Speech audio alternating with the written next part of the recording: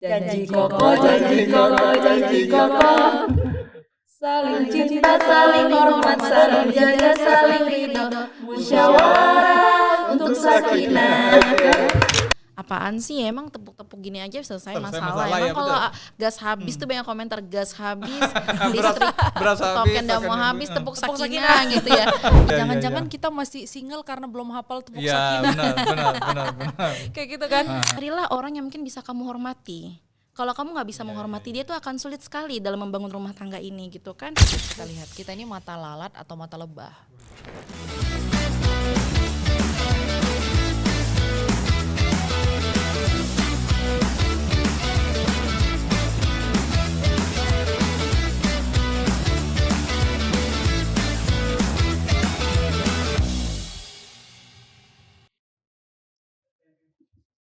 Assalamualaikum warahmatullahi wabarakatuh. Ahoy.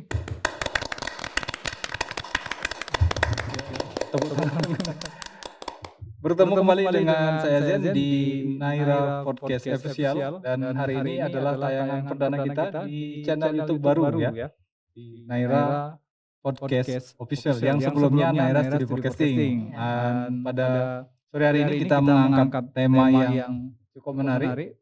Dan tentunya ini kita akan bahas dengan narasumber yang kompeten di pembahasan ini dan mungkin sahabat podcast juga sudah tahu ini bintang tamu kita ada Kak Dila. Assalamualaikum Kak Dila. Waalaikumsalam. Dan juga ada Kak Putri. Assalamualaikum. Waalaikumsalam. Ya. Gimana kabar? Sehat ya? Sehat. Jam Kak Dila jawab sehat. Masih agak gagal ya. Tapi terima kasih sudah hadir di Naira Studio Podcasting atau Naira Podcast Official. Agak sulit mengubahnya ya karena memang Baru. tayangan kita di channel yang baru ini. Dan sore hari ini sekali lagi kami minta bantuan dari sahabat podcaster di luar sana untuk mensubscribe channel baru kita di Naira Podcast Official yang sebelumnya di Naira Studio Podcasting. Dan pada kesempatan ini pembahasan kita adalah pembahasan yang lagi viral. Ya. Ini judulnya Tepuk Sakinah Mengatasi Masalah Tanpa Masalah. Nah, kita minta komentar dulu dari Kak Dila tentang tepuk sakinah ini. Baik. Jadi kan kita lagi ngebahas yang lagi trending tepuk sakinah ya. Kenapa ini bisa viral? Karena mungkin sederhana liriknya dan humor, tapi apakah sesederhana itu begitu kan? Kalau dari sisi psikologis sebenarnya dari tepuk sakinah ini ada unsur humor, ada unsur sugesti positif, dan ini menjadi salah satu coping stres sederhana menurut saya karena banyaknya masalah mental. Jadi kenapa ini viral? Karena ini sederhana dan lucu sebenarnya begitu. Tapi kenapa ini bisa viral? Karena memang ketegangan saat ini ya lagi banyaknya masalah kesehatan mental, banyaknya tekanan pekerjaan, masalah dengan orang lain, itu tepuk sakinah ini hadir untuk menghibur sebenarnya. Makanya saya bilang ini coping stres sederhana di mana ketika kita tertawa lepas menurunkan tingkat stres. Iya. Jadi walaupun kan kita mau nggak mau jadi ketawa ya ngelihat ini. Padahal sebenarnya tidak bisa disepelekan juga tepukan ini. Udah mendalami filosofinya kelihatannya nih. Iya. Ya karena kita kan memang bergelut hari-harinya di bidang tentang rumah tangga. Pasti kita tidak akan menyepelekan hal-hal yang seperti ini gitu kan. Walaupun kita bilang terlihat kaku dan lucu, yang bikin lucu ini kan karena kaku. Lalu kita paham lah yang buat talentnya ini kan juga ya. Yang buat kan ini usianya kan sudah berbeda ya dengan generasi zaman sekarang yang harusnya mungkin masih bekerja lah, masih bisa mau produktif bekerja. Jadi hasilnya seperti ini dan ini sesuai dengan yang buat gitu umurnya. Jadi wajar kalau akhirnya jatuhnya jadi lucu karena yang tren saat ini tuh bukan kayak gitu lagi modelnya untuk mengedukasi bagaimana menjadi keluarga yang sakinah. Tapi begitu pun nggak apa-apa gitu kan. Jadi lucu. Cuman sudah ada ya kalau nggak salah filosofinya ya dari setiap liriknya. gitu. Kalau saya sendiri sendiri tadi pas ngulang-ngulang sama Kak Putri di sini kan kita latihan gini-gini kayak yang racun. Yang racun ya. Betul, iya sih, tapi kan itu sama sih. Jadi berpasangan itu kan sebenarnya kalau kita mau memahami ya, nggak sekedar melucu-lucuan doang. Berpasangan-pasangan di sini kan artinya kita menyadari bahwa pernikahan ini tuh punya dua orang yang disatukan gitu, bukan hanya kadang istri kadang melimpahkan semua tanggung jawab ke suami, begitu juga ke suami juga melimpahkan semuanya ke istri. Lalu janji kokoh itu kan sebenarnya mengingatkan kita bahwa pernikahan ini bukan sekadar ya udah nikah, tapi ya janji kita tuh bukan sebatas di meja akad, tapi juga janji kita ke Allah sebenarnya begitu. Kalau menurut saya yang harus kita pahami dari kata janji kokoh. Lalu apalagi tadi saling hormat ya, saling cinta, saling hormat, saling jaga. Menurut saya itu memang pondasi. Ya pondasi dari pernikahan, di mana harus ada itu dalam pernikahan itu, harus terus ada cinta, harus terus ada namanya saling jaga, saling hormat, saling jaga, karena menurut saya jika itu tidak ada akan kering cintanya atau bahkan hilang gitu perlahan. Bisa dibayangkan keringnya gimana? Kering kerontang. Ya ibaratnya kalau cinta ini tuh bunga ya Bang Zen, nggak kan harus disiram betul. supaya dia mekar terus. Nah cara nyiramnya itu dengan cinta, saling hormat itu, karena makanya ingat, mungkin ini pesan juga ya bagi yang belum menikah, carilah orang yang mungkin bisa kamu hormati. Kalau kamu nggak bisa menghormati dia tuh akan sulit sekali dalam membangun rumah tangga ini gitu kan. Dan yang terakhir tadi saling ridho itu sebenarnya keberkahan, keberkahan dalam rumah tangga itu nggak hanya suami yang ridho sama istri juga harus ridho sama suami. Istri dipermudah segala urusannya, suami juga dipermudah banyak rezekinya segala macam. Dan yang terakhir tadi adalah musyawarah. Musyawarah tuh iya benar, itu musyawarah tuh solusi dalam pernikahan gitu. Karena gak bisa kita hanya satu orang aja. Mungkin kalau yang menganut patriarki ya pasti mikirnya ya ikut kata suami, harus apa kata suami. Padahal udah jelas tuh dari siapa yang buat nih KUA mana? KUA Menteng ini udah jelas dibilang musyawarah. Jadi gak ada namanya kita harus cuman dengerin satu sisi aja, harus dua-duanya. Bahkan kalau emang ini rumit sekali harus libatkan keluarga ataupun mungkin tenaga profesional membantu dalam penyelesaian ini. Baik, gitu. baik. Oke, terima kasih Kak Dila untuk di awal pembukaannya. Kami ingatkan kembali, ini kita live ya operator ya. Operator fokus ya, saya khawatir nanti ke sumber suara nggak ketangkap. Ini kita live di Facebook ya. Jadi sahabat podcaster sekali lagi kita kalau di TikTok orang bilang tap-tap layar, ini nggak tap-tap layar lah. Check out ya. Iya. Intinya jangan lupa di follow akun kita di Naira Studio Podcasting untuk yang di Facebook. Iya, yang di Facebook yang masih saat ini. Karena kita tampil hari ini di layar Anda, yang jelas kalau ada pertanyaan mungkin berkenaan dengan apa yang kita bahas hari ini boleh ditanyakan ke Kak Dila atau Kak Putri. Masing-masing punya spesialisasinya ya. Iya. Ya, baik. Menarik. Nanti kalau memang seandainya teman-teman atau sahabat podcaster yang nanya juga nggak paham mungkin pertanyaannya ke siapa, boleh aja secara umum ditanyakan, nanti kita coba minta masing-masing berkomentar ya berdasarkan porsinya masing-masing. Nah Kak Putri senyum-senyum jambu dari tadi apa komentarnya terkait dengan tepuk sakinah ini? Pertama seru ya, karena jadi banyak yang ngirimin ke aku. Kan kalau isunya yang belum nikah kan, jangan-jangan kita masih single karena belum hafal tepuk sakinah. Benar. Kayak gitu kan. Terus ayo hafalin gitu, rame yang nyemangatin. Ya Allah, makanya barusan hafal, udah bisa nikah nih berarti ya abis ini. Bisa. Udah bisa. Nah kalau aku lebih ke ini ya, karena dulu alhamdulillah punya background dari ilmu komunikasi. Jadi pertama yang aku lihat adalah beberapa kali aku ngelihat kenapa ada lagu-lagu yang viral gitu ya. Ternyata katanya lagu-lagu viral itu punya beat yang familiar. Oke. Nah ini kan sebenarnya kayak na gitu kan. Itu kan sesuatu yang kita udah tahu dari kita kecil. Iya. Nah kemudian dimasukin lirik baru, makanya cepat hafal. Emang lagu apa sih tadi? Apa itu ya aslinya? Oh iya, betul. Kalau kau suka hati tepuk tangan kan gitu ya. Memang udah beat aslinya udah happy, udah cheerful. Terus ditambahin dengan lirik. Jadi kenapa ini jadi cepat viral? Karena dia udah familiar di otak orang gitu. Terus yang kedua terkait lirik. Kalau lirik itu, jadi dulu waktu aku belajar ilmu komunikasi ya, otak kita ini kan dia bisa disistem, bisa diprogram. Jadi semakin sering sesuatu itu diulang, maka dia akan nempel. Semakin sering diulang akan nempel gitu. Jadi dengan adanya tepuk sakinah ini mungkin kelihatannya jokes kayak bercanda-bercanda. Iya, benar. Tapi kalau misalnya sering-sering dinyanyikan gitu ya, itu lama-lama bisa jadi message, subliminal message gitu. kalau kita tahu bagaimana lagu-lagu itu bekerja, merusak otak, ya kenapa nggak bikin lagu yang positif kan gitu ya Kak ya? Kenapa nggak bikin lagu positif yang kayak gini gitu? Even terkesan lucu. Nah yang ketiga, karena tadi menimpali Kak Dila ya, aku ingat banget salah satu rujukan yang pernah aku pelajari, bahwa hubungan itu bukan paling, tapi saling. Karena kalau paling berarti ada yang jadi korban. Aku loh yang paling banyak melakukan untukmu, aku yang udah paling lelah. Hubungan itu kalau paling pasti hancur. Hubungan itu saling. Jadi tadi tuh saling cinta, saling hormat, saling jaga, saling ridho. Artinya kedua-duanya. Gak cuman istri yang hormat sama suami, tapi suami hormat ke istri. Gak cuman satu pihak, kan sekarang gini, carilah laki-laki yang cintanya lebih besar darimu, katanya gitu kan. Ya perempuannya juga perlu dong untuk menumbuhkan cinta, namanya juga hubungan, dua pihak dong gitu. Terus juga saling ridho, bukan cuman ridho suami yang diperlukan, suami pun perlu ridho istri. Supaya apa? Supaya kerja lancar, rezeki lancar, ridho istri itu diperlukan. Seru nih. Iya. Oke. Ada satu lagi nih, terakhir. Katanya kan gini kan, musyawarah. Terakhir dong. Terakhir untuk statement ini. Oke. Ada yang bilang kan gini, yang tadi liriknya ya, musyawarah untuk sakinah. Tiba-tiba aku teringat sama kisahnya Nabi.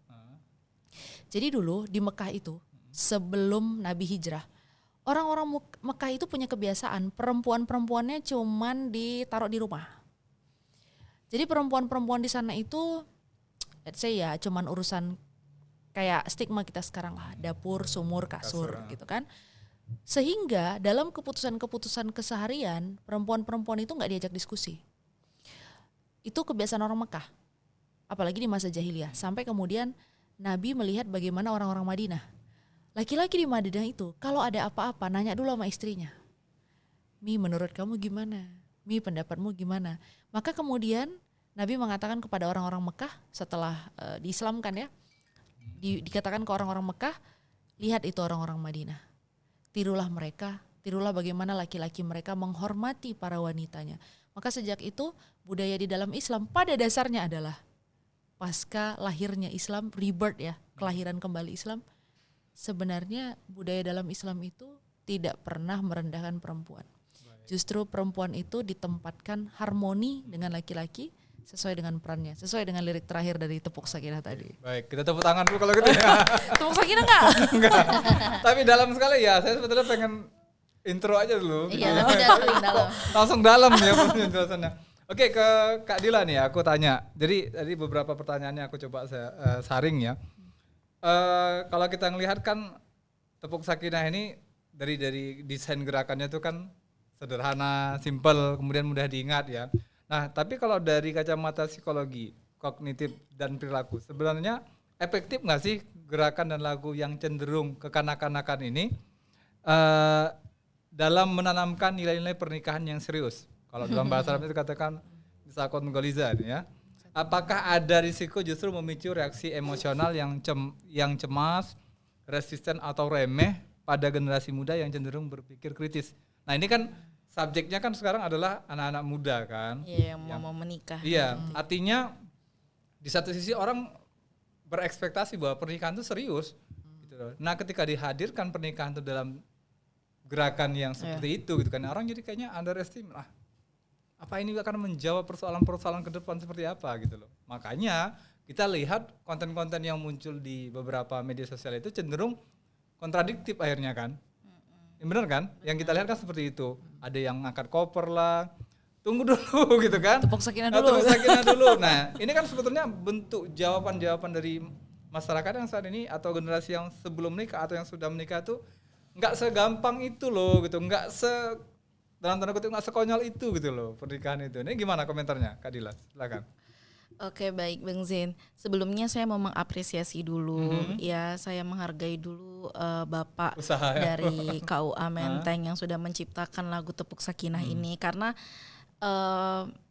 tujuannya pasti baik ya, pengen menyampaikan pesan-pesannya itu tadi. Kalau mungkin misalnya kita berbicara di sudut pandang psikologi ya, dalam langkah promosi lagunya, liriknya, lalu gerakannya. Sukses nih ya?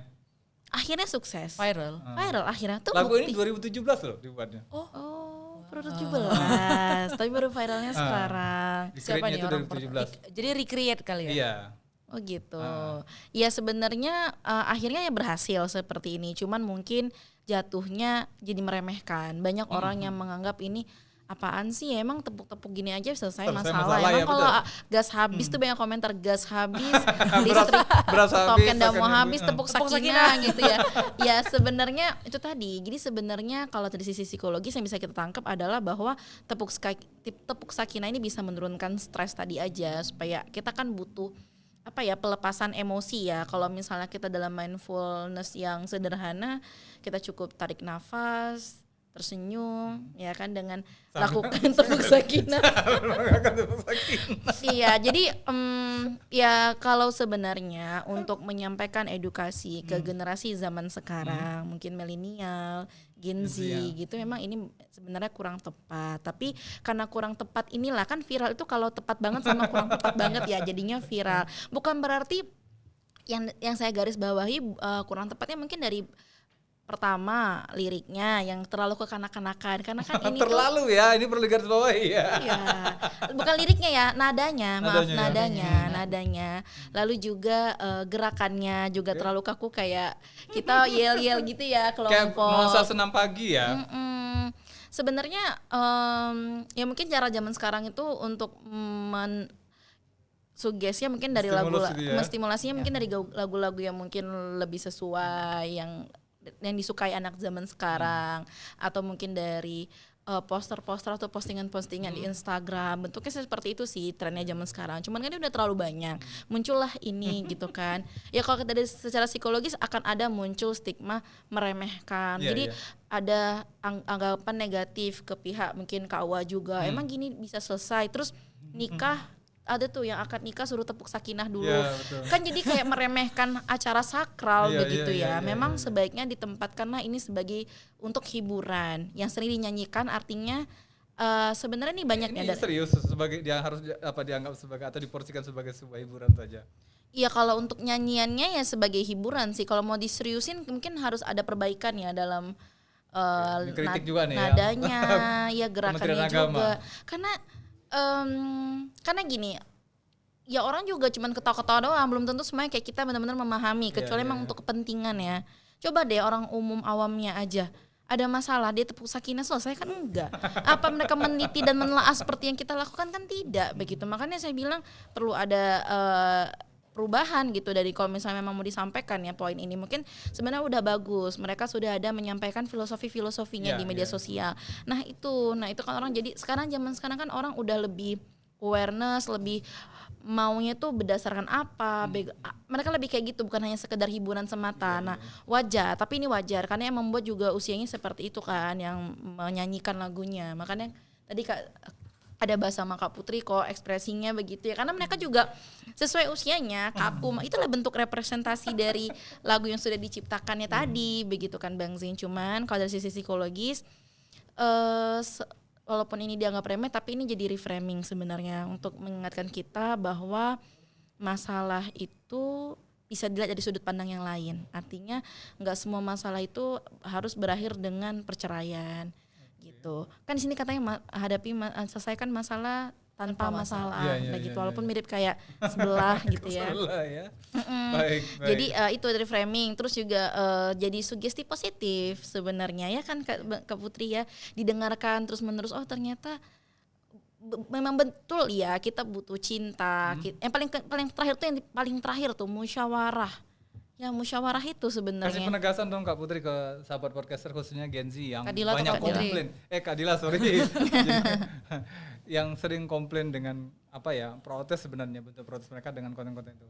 Dari tanggapan Kak Dila tadi terkait dengan saya katakan bahwa itu kan kesannya kekanak-kanakan tuh gitu. Mungkin ada penegasan kan? Ya mungkin dari konten hari ini kita bisa disadarkan bahwa ternyata humor, lalu kata-kata positif dan sikap yang mungkin ya positif juga itu menjadi bagian dari kesehatan mental ternyata dalam rumah tangga kita, supaya jadi pengingat, karena sering kita ulang, sering kita dengar, mau nggak mau nih ya tadi sublimasi ya masuknya pesannya gitu ke dalam diri kita, sehingga jadi di dalam otak kita itu ya Bang Zin saling terkonek ya. Ada misalnya kalau misalnya ada satu kejadian atau satu lagu yang dihafal, itu akan mengkonekkan dan itu jadi memori.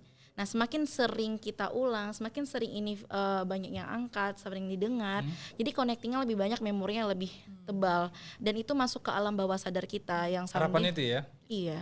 Kalau dari sisi psikologis dengan viralnya ini harapan kita seperti itu. Kalau bagi yang sudah berkeluarga gimana kira-kira? Itu tetap itu iya dong. Ya? Jadi ingat ada lagu Tepuk Sakinah. Seperti penghibur janji aja ya, sih nanti sebenarnya. Kalau ada konflik di keluarga berarti ingatkan Tepuk Sakinah. Iya, tapi bukan kita nyanyi begini-begini. Cuman ternyata kita harus musyawarah nih. Ternyata cinta kita nih yang kurang. Ternyata saling hormat kita nih yang udah nggak ada gitu. Role model keluarga. Jadi kita yang ngatur dari liriknya mana nih yang bermasalah. Kenapa rumah tangga kita bermasalah? Jadi Lihat checklist liriknya. ya, checklist. Iya. Rasa hormatnya kah atau nggak ada saling cemburu dan jaganya kok? Berarti ini harus dibenerin. Ya udah. Gitu. Oke, dari Kak Putri nih kita tanya. Pertanyaannya mirip-mirip sebenarnya, tapi penekanan pertanyaan saya di sini, apakah kemudian Yayasan Tepuk Sakinah ini justru berpotensi mengkerdilkan kesakralan pernikahan dalam konteks sakinah itu sendiri? Tergantung kita ngelihatnya ya. Kalau kita ini terbiasa melihat sesuatu dari sisi negatifnya, ya akan negatifnya yang kelihatan. Itu kan tentang apa yang biasa kita lihat. Kita ini mata lalat atau mata lebah. Mata lebah itu nyarinya bunga, madu ya. Ya, untuk dijadikan madu. Sementara mata lalat itu cuman bisa mendeteksi sampah gitu. Jadi kalau kita ngelihat semua sisi negatifnya, mana di dunia ini yang nggak ada negatifnya, nggak ada gitu. Makanya kan aku tuh suka banget sama mentadaburi Al-Falaq ayat 2 ya. Qul a'udzu birabbil falaq min syarri ma khalaq. Dari kejahatan, bukan kejahatan yang Allah ciptakan. Kita suka salah paham nih. Kita ngartikannya dari kejahatan yang Allah ciptakan. Enggak, Allah nggak menciptakan kejahatan. Tetapi semua ciptaan Allah punya potensi jahat. Contoh, air kalau dia jumlahnya terbatas, baik kan? Tapi kalau air dalam jumlah besar, banjir. Api kalau kecil bermanfaat, kalau jumlah besar merusak. Binatang juga gitu. Binatang juga begitu, manusia pun gitu. Jadi jangan pikir kita ini terus-terus baik-baik aja, enggak. Kita pun bisa menjadi potensi kejahatan bagi orang lain. Karena dari semua yang diciptakan Allah pasti ada potensi jahatnya. Nah, kalau berkaitan sama Tepuk Sakinah tadi, apakah kemudian akan mengurangi kesakralan pernikahan? Loh, waktu akad itu niat Anda apa? Ngapal Tepuk Sakinah. Ngapal Tepuk Sakinah. Jadi pada saat akad nikah itu kan terjadi misakon ghalizo tadi ya, janji yang kokoh itu. Kalau kita di situ niatnya adalah memang untuk beribadah, siap diuji sama Allah gitu kan, ya sudah, maka apapun yang akan didatangkan dalam pernikahan jalanin sebagai sebuah pelaksanaan janji kokoh di hadapan Allah. Karena misakon ghalizo itu bukan di hadapan manusia, tapi di hadapan Tuhan. Makanya kalau misalnya kita mendasari pernikahan dengan dasar cinta saja, sudah pasti rusak. Karena cinta itu bentuknya beda-beda. Cinta itu gak selamanya romantis. Ketika pasangan berbuat salah, kita marah, itu bentuk cinta. Ketika pasangan misalnya kelelahan dan kemudian kita berikan dia ruang waktu, tapi dia merasa kita cuekin, itu bentuk cinta. Cinta itu banyak bentuknya. Gitu. Jadi kalau misalnya menikah karena cinta, ya udah pasti berantakan lah, karena perasaan kan bisa berubah seiring waktu. Tapi kalau komitmen, janji di hadapan Allah kan gak bisa. Nah makanya apakah ini akan mengurangi kesakralan pernikahan? Back again, kita mau lihat apanya dulu. Kalau Tepuk Sakinah ini dilihat sebagai sesuatu yang seperti memainkan pernikahan, ya itulah yang akan terjadi. Aku pernah ngomong di sini juga kalau gak salah, di salah satu episode aku bilang, apapun yang kita yakini menjadi sebuah sistem belief, maka itu akan terjadi. Jadi kalau kita yakini, ini tepuk cuma buat main-main doang, ya itu yang akan terjadi. Tapi kalau tepukan ini kita anggap sebagai sebuah reminder, kayak tadi dibilang Kadila, semacam checklist, kita kurang apa nih? Gitu ya. Oh kurang hormat, kurang saling jaga dan segala macam. Tapi udah. Mungkin gak sih itu dalam kondisi konflik yang agak ruwet gitu, dan orang punya kesadaran sampai ke arah sana dan akhirnya bertemu untuk dicek gitu, mungkin nggak sih gitu? Enggak. Nah memang enggak, makanya dalam rumah tangga langsung diambil alih. Enggak, tapi gini, tapi memang dalam pernikahan itu memang terus kita itu harus terus belajar. Atau break tepuk sakinah lu kita sebentar Enggak, gitu ya? enggak dong. Mungkin nggak seperti itu? Mohon maaf, boleh aja kalau mau silahkan. Itu membantu untuk Kayak mencairkan sinetron gak suasana. sih? Sebentar kita tepuk dulu. Iya, sinetron udah siar gitu ya. Iya, tapi itu tadi makanya dalam pernikahan itu perlu namanya terus belajar. Bagaimana orang bisa tahu apa yang kurang kalau dia nggak belajar? Bagaimana dia bisa tahu bahwa sebenarnya ternyata dia ngasih ruang itu adalah bentuk cinta kalau dia nggak belajar? Makanya perlu belajar. Dari mana cara belajarnya? Bisa ya nonton Naira Studio Podcast ini gitu kan? Atau mungkin buka-buka banyak podcast yang lain, atau mungkin bisa konseling pernikahan. Ya, itu langsung ya nomor di bawah iya, ini ya. itu proses belajarnya. Itu harus, jadi nggak perlu malu ngerasa kayak kalau konseling tuh berarti kita kurang. Buka aib katanya. Padahal kan ini kita punya kode etik ya. Iya. Pasti itu dirahasiakan gitu kan, dijamin kerahasiaannya.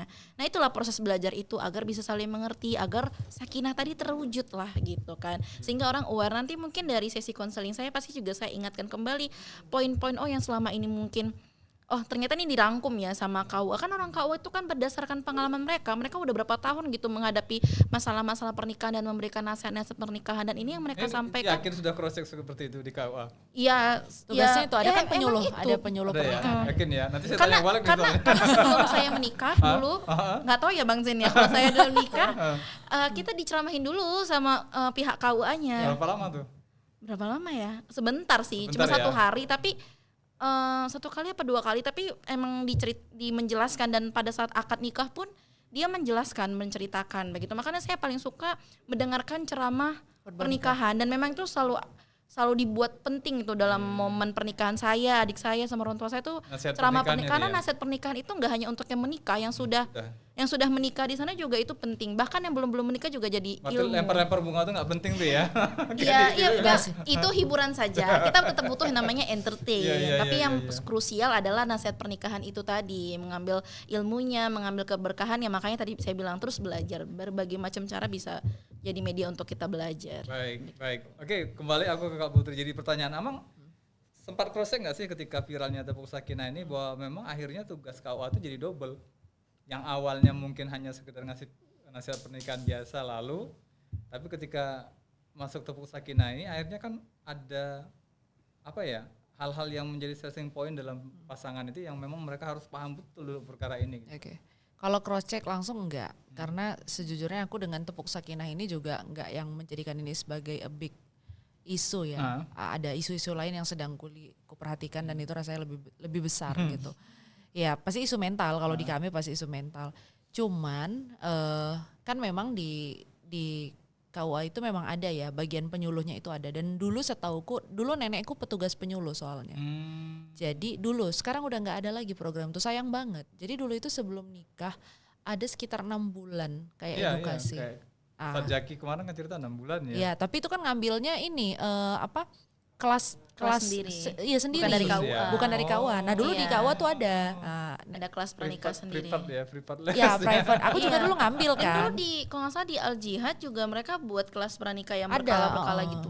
Ada memang, itu banyak sekarang swasta, tapi kalau dulu itu kan memang dari KUA dikasih penyuluhan, dan kalau nggak lulus ya kayak ada beberapa pencatatan khusus lah gitu. Ya ada sertifikatnya gitu.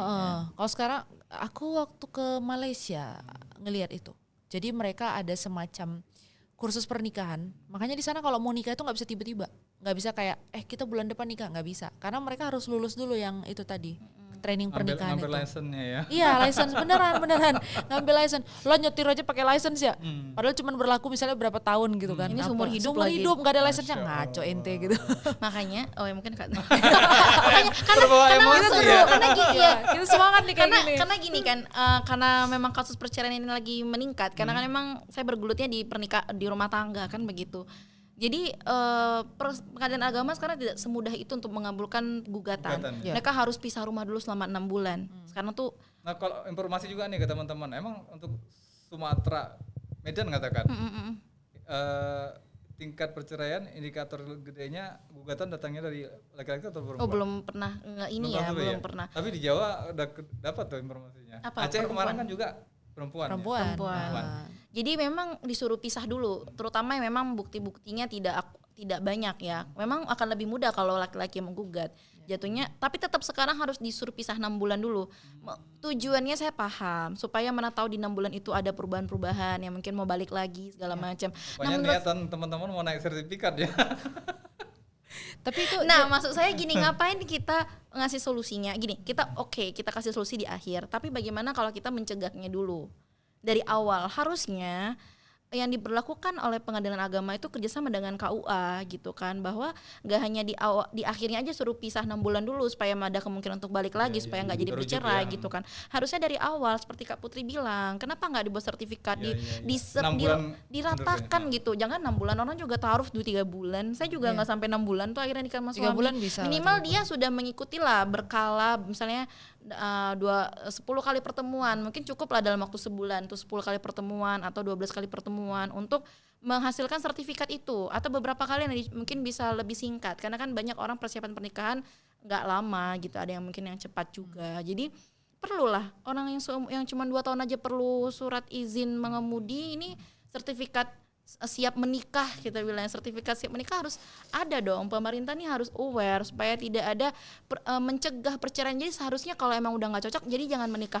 Jadi jangan mempermainkan pernikahan itu. Jadi ketika menikah mereka sudah paham betul apa resikonya, gitu, konsekuensinya apa yang bakalan terjadi, bagaimana caranya, walaupun di lapangan nanti akan kesulitan juga, tapi setidaknya kan dia sudah punya bekal dan dia di awal sudah siap gitu. Pasti kalau misalnya kita nih konseling pranikah sudah, kalau kamu tetap mau bertahan, kamu sudah tahu kekurangan dia ini apa, sanggup tidak, karena setiap orang pasti ada kekurangannya. Tugas kita adalah pilih mana yang kekurangannya sanggup kita toleransi seumur hidup.